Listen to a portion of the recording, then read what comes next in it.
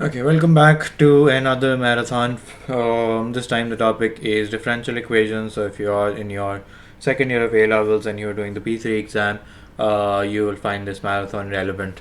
Now, the first thing about differential equations is that it relies heavily on your understanding of both differentiation and integration.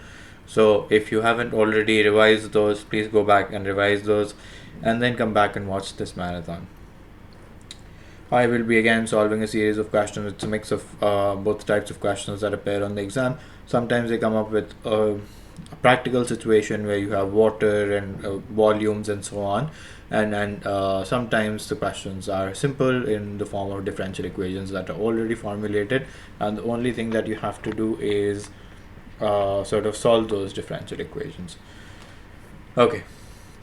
So beginning with the first one, it says using partial fractions, find this. So they are relatively easy partial fractions. So I'm going to quickly attempt the partial fractions. Again, your understanding of integration by partial fractions is something that is assumed for this topic. So a over y and b over 4 minus y.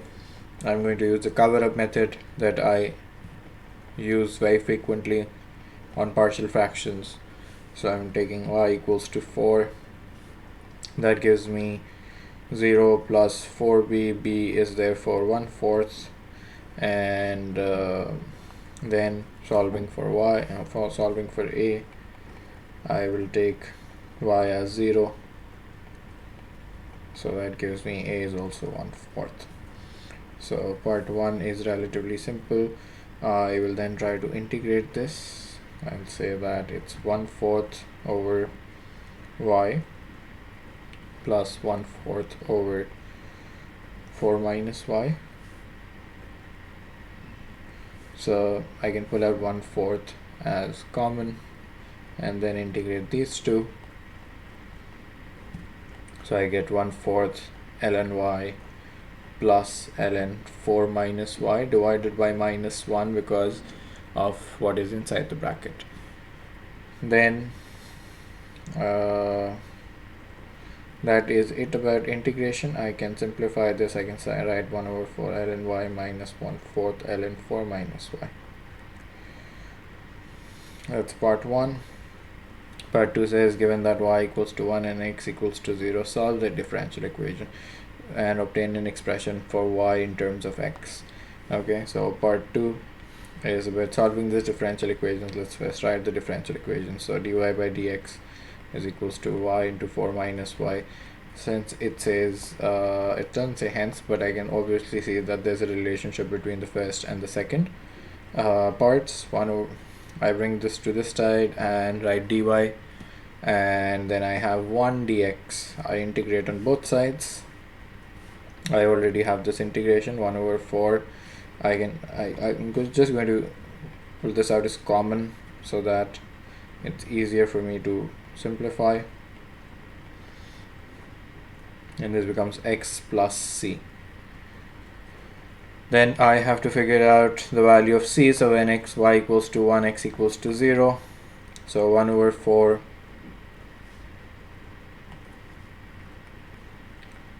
ln 1 ln 3 0 plus c. So that gives me 1 over 4 into minus ln 3. ln 1 is 0. Okay, so that's minus ln 3 over 4 equals to c. I want to express y in terms of x, so that's what I'm going to do.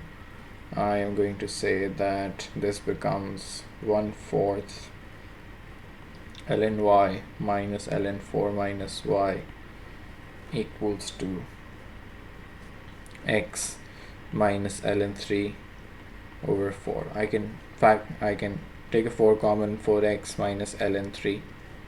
So that helps me get rid of this 4 on the other side. It's important to do the algebra in a simpler way. I can make it more complicated if I'm not careful. So y over 4 minus y and plus ln 3 equals to 4x. So I'm going to say that this becomes ln 3y over 4 minus y equals to 4x. Now I need to make y the subject, and y the subject, so this becomes 3y equals to 3y over 4 minus y equals to e power 4x. Okay,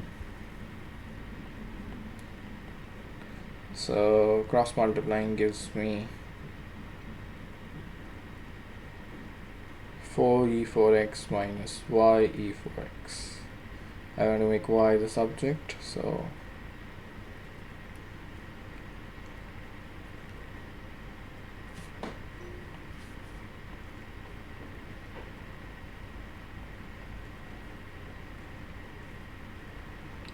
factor out of y, 3 plus e power 4x and 4 e power 4x.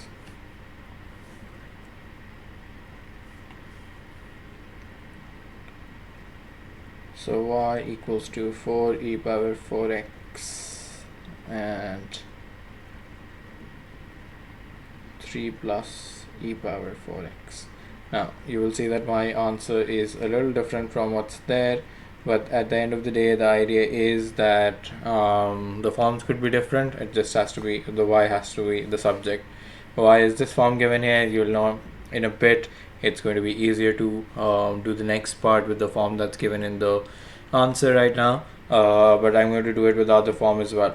It says state what happens to the value of y if x becomes very large and positive.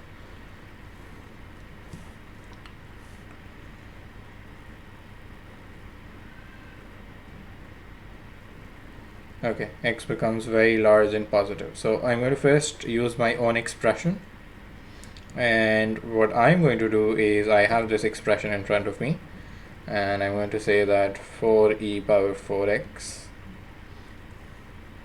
and 3 plus e power 4x.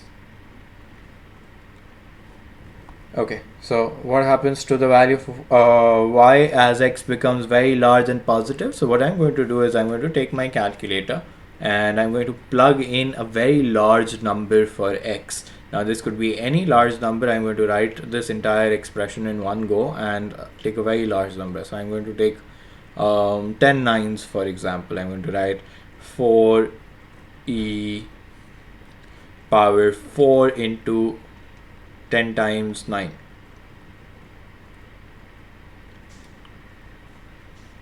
Okay, and in the denominator also I have to make sure that I write the same number of numbers in the denominator as well. So I've written 10 nines, so I'm going to write 10 nines here as well. 1 2 3 4 5 6 7 8 9 and 10, and the calculator is punching out an error. Let me see.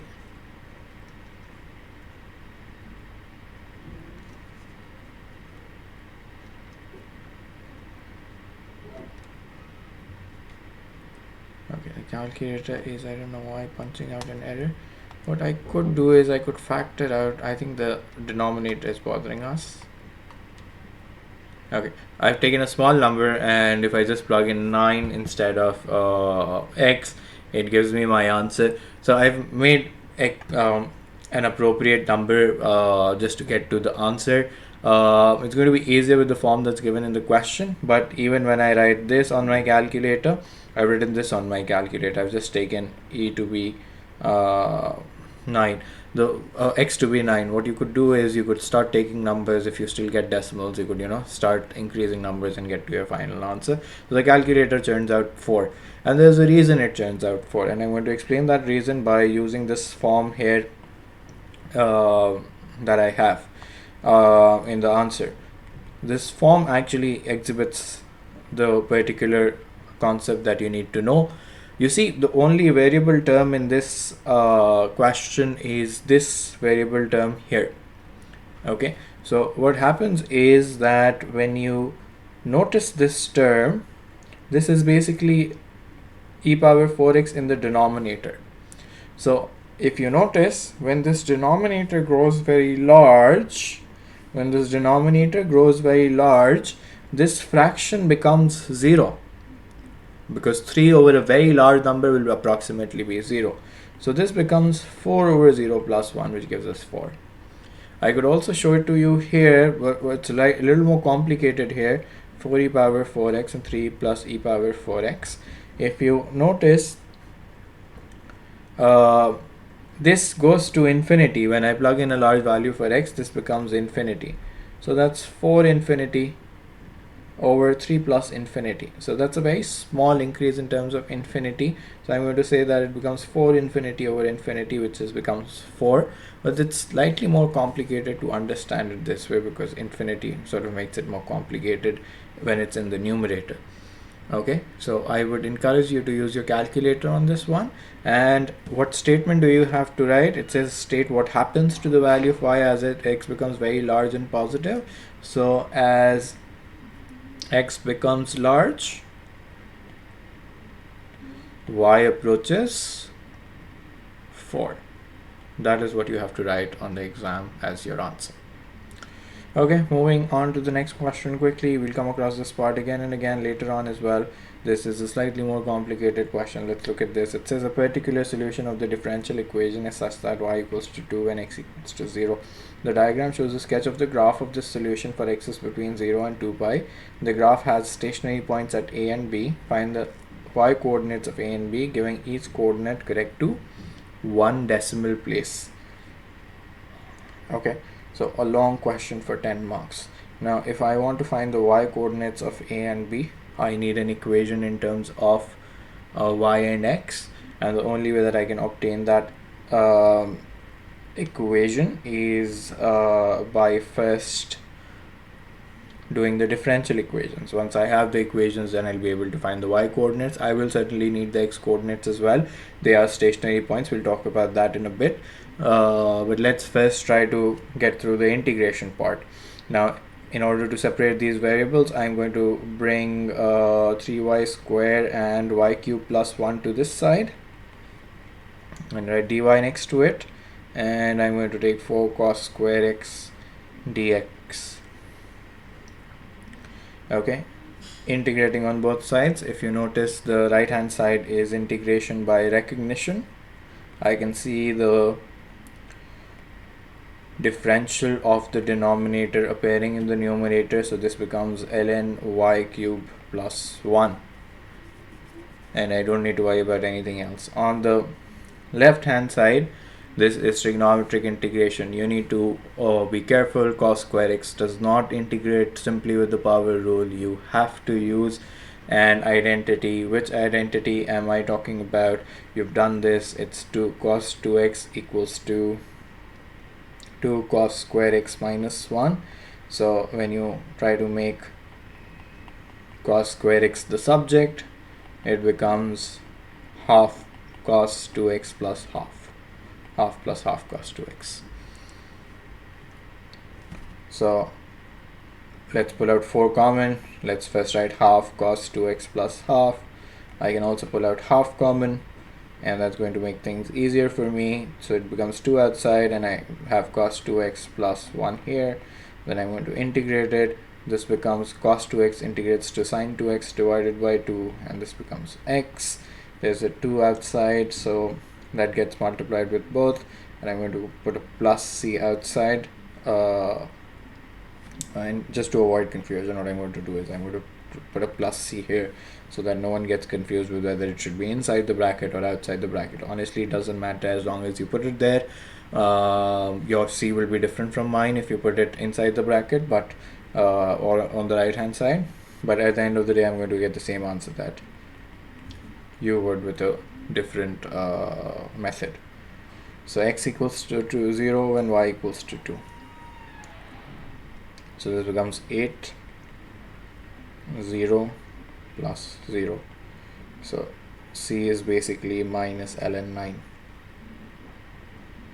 Okay, then I have my expression. It's ln y cube plus 1 minus ln 9 equals to sin 2x plus 2x. What I then have to find is the y coordinate of a and b. Now if I notice about a and b, they are stationary points. So for stationary points, what I'm going to do is I'm going to place dy over dx as 0, because that's what happens at stationary points. So this becomes very simple, 4y cube plus 1 cos square x. Okay, so then either this equals to 0 or that equals to 0. So y cube plus 1 equals to 0, or 4 cos square x equals to 0. So y cube equals to -1. The cube root of -1 is again -1, but I sort of have to discard this one because I see that both y coordinates here are positive. That's something that's obvious in the question. So what I'm going to do is I'm going to try to solve this. So cos x square x equals to 0. If I take a root, again cos x equals to 0. So when is cos x 0? If you remember the curve, cos x is 0 at 90 degrees. And then again at 270 degrees. So in terms of radians, what I'm going to get is pi over 2 and 3 pi over 2. Those are the x coordinates. Let's use these x coordinates to then find out the y coordinates. When I plug them in here, ln y cube plus 1 minus ln 9 equals to sine 2 times pi over 2 plus 2 pi over 2. So I get I'll have to take ln 9 to the other side. Sine pi is basically 0, so that gives me pi plus ln 9. So I'm going to say ln y cube plus 1 equals to pi plus ln 9. Let's solve this. Take an exponential.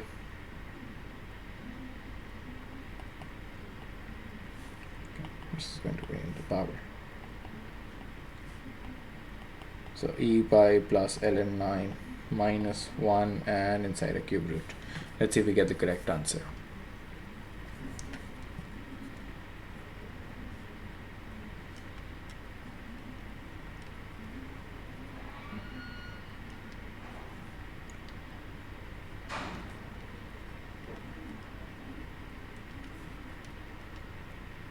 I'm getting 5.91918. That is the right answer. It says correct to 1 decimal place, so I'm going to write 5.9. Let's quickly do the other one as well. I'm not going to write the entire working just to avoid unnecessary calculations. I'm just going to show you what I'm plugging in, and that should be it. Sine 3 pi over 2. So the only difference that's coming out of this is basically that I have 3 pi on the other side. The rest of the equation is the same. So I'm going to add y equals to cube root of e power 3 pi plus ln 9 minus 1. I hope that should work. Yes, it does. Y equals to 48.1. Those are the two correct answers for this question. Moving on to the next question. This is question number 3. It says certain curve is such that its gradient at a point x comma y. Let's close a few things.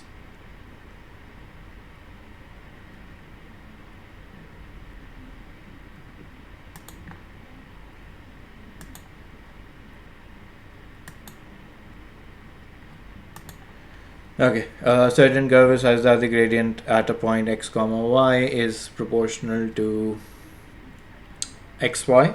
So let's write that down. So dy over dx is proportional, which means it's k times xy. At the point 1 comma 2, the gradient is 4. So dy by dx is 4 at the point 1 comma 2. That should tell us something. Yes, that tells us simply what k's value should be. So let's just go ahead and do that. 1 into 2. So k is basically 2. So dy by dx is 2xy. It says by setting up solve a differential equation, find the equation, show that the equation of the curve is this. So that's then simple. I can just bring y over 1 over y to this side and say that I want to integrate it with the dy, and I can let 2x remain on this side, and I can just let dx on that side. I integrate both ln y, ln 2x, 2x, no, sorry, it's just 2x square over 2 plus c. So ln y equals to x square plus c. I have the values ln 2, 1 square plus c, so c equals to ln 2. So when I have c equals to ln 2, I can just again write the equation x square plus ln 2. I can bring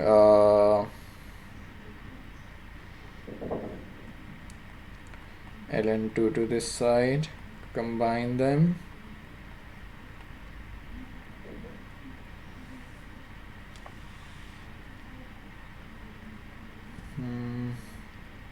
I seem to be missing something.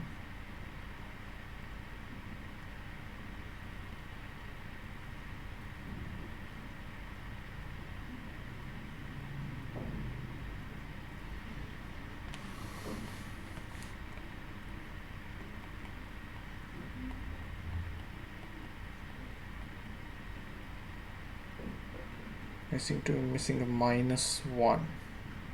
Oh, I messed up here.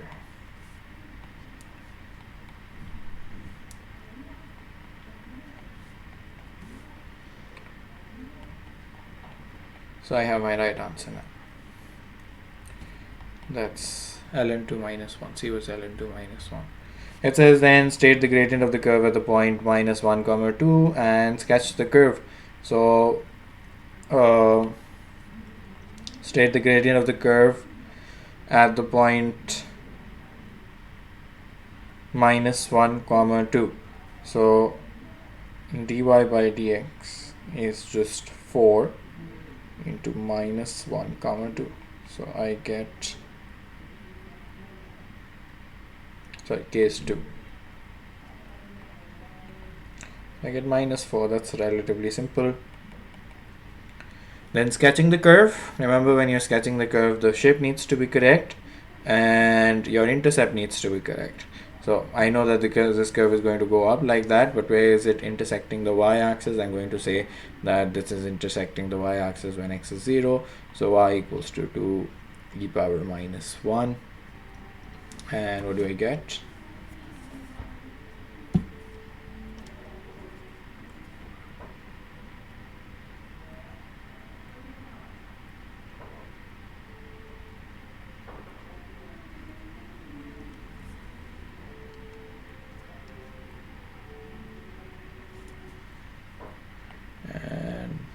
That's giving me 0.735, 736 rather.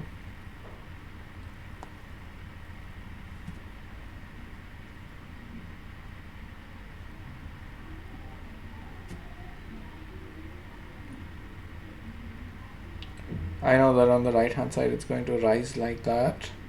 I just need to confirm what's going to happen on the left hand side, so I'm going to take a negative value and see what happens.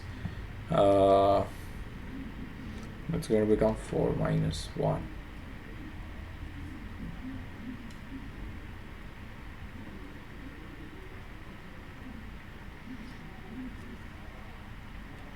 I think this curve should also look like this, because x squared is becoming positive. That's what happens when you have sort of a complicated curve, the complicated expression as power of e. So that is what the curve is going to look like. It's going to turn from 0 and it's going to again rise because x squared is becoming positive. It has to be a little flatter though, but you can't really show that on the diagram, so it doesn't matter. You just show the curve. Okay. I will just verify this so that I'm not making a mistake.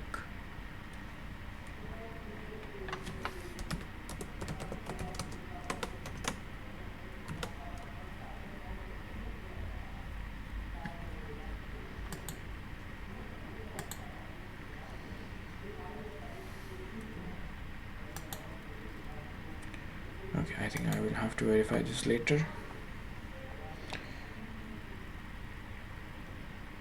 Okay, question number 4. It says in a certain chemical reaction, the amount X grams of a substance present is decreasing. The rate of decrease of X is proportional. Remember that it's a decrease, so that's something that you need to highlight, is proportional to the product of X. And the time t seconds since the start of the reaction, that's X and t satisfy the differential equation. This where k is a positive constant.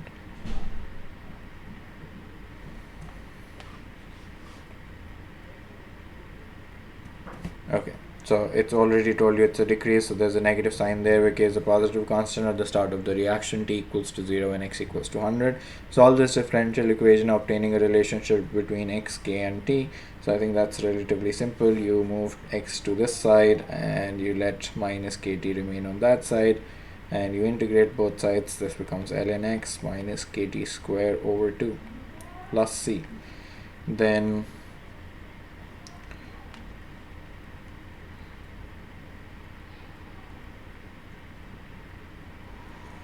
t equals to 0 and x equals to 100.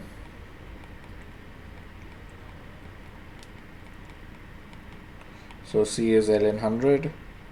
So I have my expression ln x minus kt square over equals to minus kt square over 2 plus ln 100. I'm going to move the ln's to one side.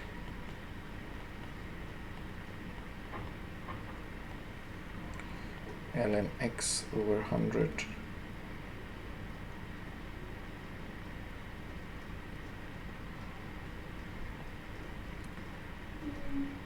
Obtaining a relationship between x, k and t. So I think that's absolutely fine. I don't really need to make x the subject. I'll do it if I need it later on. That's what the answer is as well. Okay, going on to part 2, it says 20 seconds after the reaction of the amount of substance is 90 grams. I find the time after the start of the reaction at which the amount of substance present is 50 grams. So they've given you a pair so that you can figure out the value for t actually. So solving this equation should give me the value of t. This is ln 90 minus ln 100. The 2 gets multiplied and the 20 square gets divided, and that should give you minus k. So let's quickly do that. Ln 90 minus ln 100 into 2 divided by 400. So that gives you a very small number actually. It's negative 0.000527. So k is negative 0.000527. T is in seconds, just making sure. Yes. So I want to find out how much substance is there, how much time after the start of the reaction at which the amount of the substance is 50. So I'm going to say ln 50 minus 0.000527 t square divided by 2 plus ln 100. So again, same calculation. This time the unknown is different. So ln 100 into 2 divided by negative 0.000527 and root of the answer. So I'm getting 51.288, which is 51.3 seconds, correct to 3 significant figures. So relatively simple question. Now these questions are, a lot of you find them tough. Let's look at them carefully. This says an underground storage tank is being filled with liquids as shown in the diagram. Initially the tank is empty. At time t hours after filling, the volume of liquid is so initially the tank is empty. I should underline that, so that when t is equals to 0, v equals to 0. That's something that I need to know. And h should also 0. Okay. At time t hours after filling the tank, the volume of the liquid is v and the depth of the liquid is h. It is given that v equals to 4 over 3 h cube. Now you know that it's a differential equation question. You will certainly need a differential at some point. So let's keep that in mind. The liquid is poured in at a rate of 20, but owing to a leakage, liquid is lost at a rate proportional to h square. So what I'm telling you is that there is a change in liquid, which says dV over dt is basically 20 minus kh square. So there's volume coming in and there's volume going out as well. When h equals to 1, dH over dt. I don't have dH over dt in my information that I collected. So that hints to the fact that I'm going to somehow use the chain rule to sort of find this differential equation. It says show that it satisfies the differential equation. So this first part of the question is actually about solving using the chain rule. I have V equals to 4 over 3h cube. So dV over dH is basically 4h squared. I'm going to construct my chain rule. I'm going to say that the chain rule is constructed like that. I write my differential and then I just replace, put a dt in the numerator as well and a dt in the denominator as well. This is 4h squared. dV over dt is 20 minus kh squared. So I'm going to write that. And this is dH over dt in the denominator. That's what I have to make the subject. So I'm going to say that this becomes the subject dH over dt, and I'm going to move all of this to the other side. Now let me see if I've proven what the question was asking. No, I'm very far away from the proof actually. So what I am then going to do is I will first have to find out the value of k. So that's my first task. So dH over dt is 4.95. So I'm going to say 4.95 equals to 20 minus k, 1 square because h is 1, and 4 into 1 square. So I'm going to say 4.95 into 4, 20 minus k. What's 4.95 into 4? 20 minus answer. It's 1/5. K is 1/5. That sort of looks like I might be getting my answer from here. dH over dt is therefore 20. I'm going to separate the numerator and denominator, the denominator with both. 1 over 5h square over 4h square. So that gives me my required answer. So that's 5 over h squared minus 1 over 20 dH over dt. Then it says verify that this is identical to that. To be honest, if you just need to verify, you don't need to pick a side. You can either end up doing partial fractions, but the partial fractions are already done. So what I'm going to say is I'm going to pick up the right hand side for part 2, and I'm just going to take a common denominator. I'm going to say that this doesn't have a denominator, so that's 10 minus h, 10 plus h, plus 2000. 10 minus h and 10 plus h.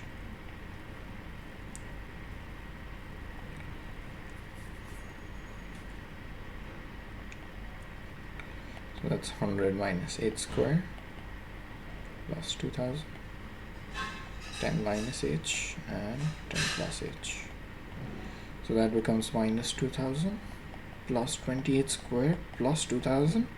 The denominator also becomes 100 minus h squared.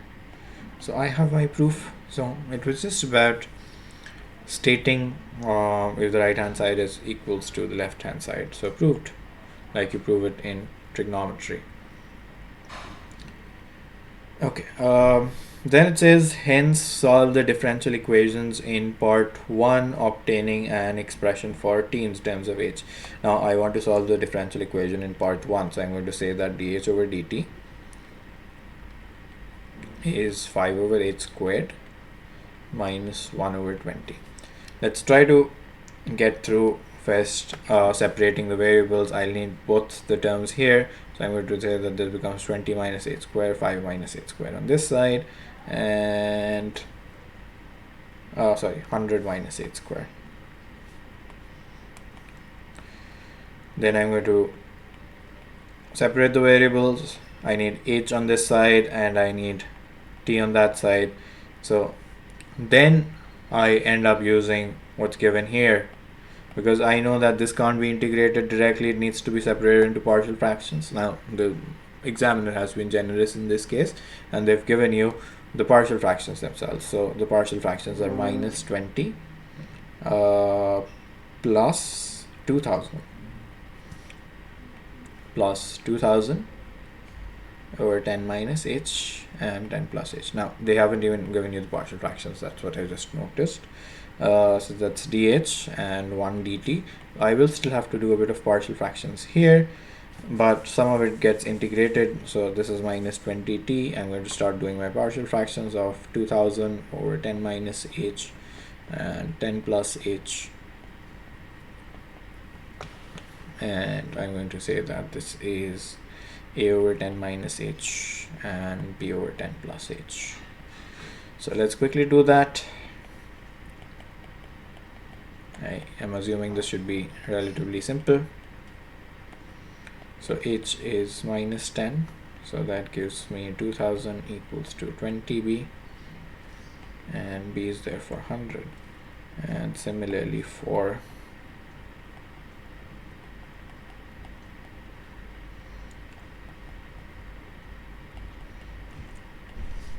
h is 10, so I get 20,000, 2000 equals to 20, h equals to 100 again. A equals to 100. So I have to integrate 100 over 10 minus h plus 100 over 10 plus h equals to t plus c.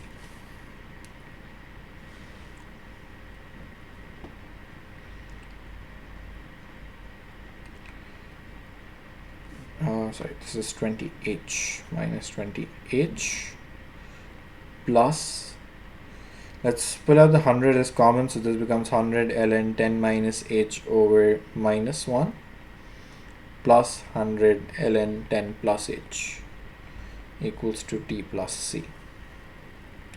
Now then I go back and use, it says the tank is empty when time is 0, so I'm going to use that idea. I'm going to say that this becomes 0, this becomes minus 100 ln 10 plus 100 ln 10 equals to 0 plus c. So c is basically 0. That's the trick in this question.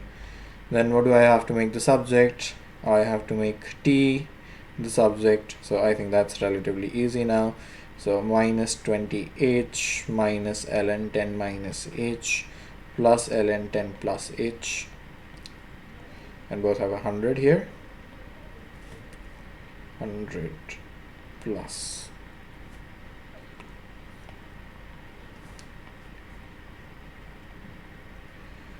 equals to t. I can then use the laws for logarithm and say that these two logarithms were being divided. They had 100 common, and minus 20h was outside, so that becomes equals to t. So that was a lengthy question. It also gives you 10 marks, but it's relatively lengthy even then. You have to be careful about that. Okay, stopping this marathon first part here. I will be back with another marathon. Before I do that, let me just quickly verify this curve so that we can end this marathon here.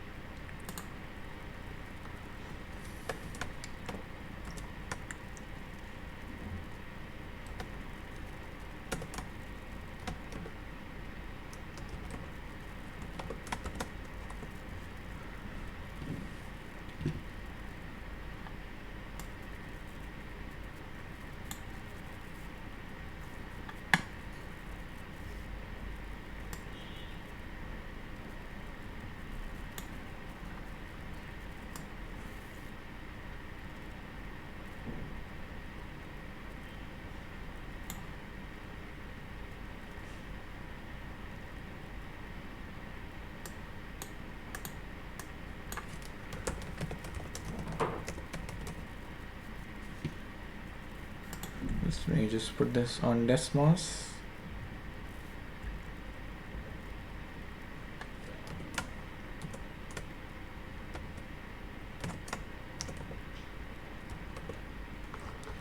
Yes, my curve is correct. This should be what it looks like. Why? Because x square is getting positive, which means for all negative values as well, it should keep rising on the left as well. Thank you for watching. Please make sure to like and subscribe to the channel for future videos. Thank you.